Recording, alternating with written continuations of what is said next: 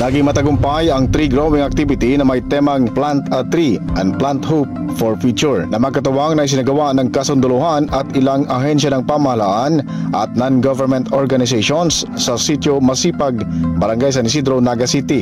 Ito lamang ika-5 ng Oktubre, pinangunahan ni Captain Sander M. Bueta, AGS Philippine Army, Commanding Officer ng 1st Civil Military Operations Company, 9th Civil Military Operations Battalion, Civil Military Operations Regiment Philippine Army, katuwang ang kapulisan ng City Mobile Force Company, Police Station 4 at 6 sa pangunguna naman ni Police Captain Hill G. Guban III. Gayon din ang City Environment and Natural Resources Office sa pangunguna naman ni Engineer Danilo B. Seya at Mr. Ernesto Asensi III, Acting City Agriculturist ng Naga City Agriculture Office, Naga City.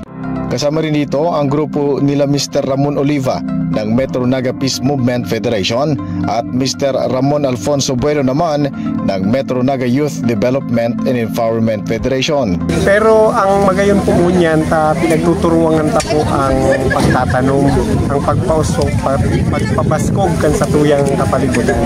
So hindi po may hiling ta na pag-arog po kanyan sa tuyang ginigibo sa itong lugar, asahan ta po ang magayon na idadara kan sa itong kapalibutan, imbes na mas lalo ta pong nahihiling na nagkakaigo ng distraction na malalang epekto.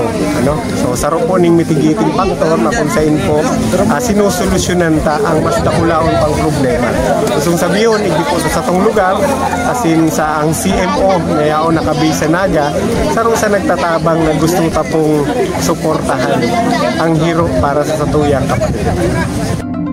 Dahil sa naturang programa ay nakapagtanim ng halos nasa 200 puno ng flowering at fruit-bearing trees na kung saan ay malaking tulong para patuloy na mapangalagaan ang ating kapaligiran.